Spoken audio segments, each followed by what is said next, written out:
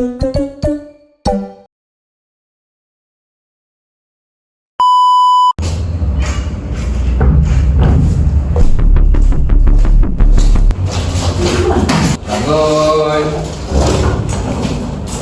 Selamat pagi, cikgu. Selamat pagi, cikgu. Okey, boleh duduk semua.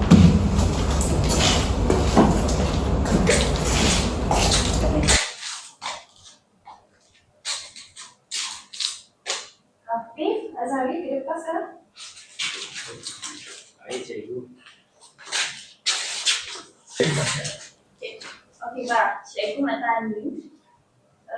Apa perbezaan Azhari dengan Hafiz ni? Saya rasa Hafiz tiada kesatuan dalam berpakaian. Pakaian dia tidak sopan, tidak memakai tali leher seperti Azhari dan baju dia tidak kemas. Okey, betul. Tadi cikgu nak tanya. Mana tanya jawab? Okey, Azhari boleh duduk. Terima kasih, cikgu. Jadi, apa ni? Cikgu tengok tali leher, baju. Kenapa pakai macam tu? Panas, cikgu. Panas? Lepas tu yang lain tak panas ke? Tak tahu dah, cikgu. Mana tali leher awak? Nanti saya beli, cikgu.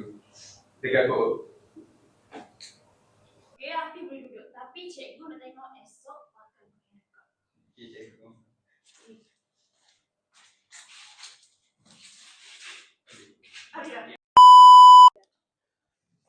Berdasarkan situasi tadi, apakah jenis kesatuan berbahasa yang terlibat? Jawapannya, kesatuan berpakaian. Berdasarkan situasi sebentar tadi, murid tersebut telah melakukan dua kesalahan. Yang pertama itu tidak memakai tali leher, yang kedua tidak berpakaian sopan. Hal ini kerana perkara ini sering dilakukan oleh setiap pelajar. Jadi, perkara ini ditekankan kerana ia merupakan sebahagian daripada kesatuan berbahasa yang wajib diaplikasikan dalam kehidupan seharian seseorang individu tersebut. Itu sahaja Berdasarkan daripada situasi saya. tersebut, Ya. kesan kesatuan berpakaian terhadap individu ialah ia akan meningkatkan imej diri. Kerana apabila seseorang individu berpakaian sopan, akan memperlihatkan mereka lebih berdisiplin, matang dan profesionalisme. Manakala kesan kesatuan berpakaian terhadap situasi pula, ia akan mewujudkan suasana yang harmoni kerana apabila individu berpakaian sopan dan sesuai, ia akan mewujudkan suasana yang lebih positif. Baiklah, soalan yang terakhir yang akan saya jawab ialah bagaimanakah komunikasi itu boleh diperbaiki agar lebih santun? Saya mempunyai dua peranan, iaitu peranan seorang guru dan peranan murid. Yang pertama ialah peranan seorang guru. Peranan seorang guru, guru perlulah menggunakan bahasa yang berhemah, bukan menghakimi, kerana perkara tersebut dapat menyukarkan pelajar ketika belajar pada waktu sekolah. Dan yang kedua ialah gunakan pendekatan nasihat secara umum, kerana perkara tersebut dapat memalukan seorang pelajar di hadapan khalayak ramai.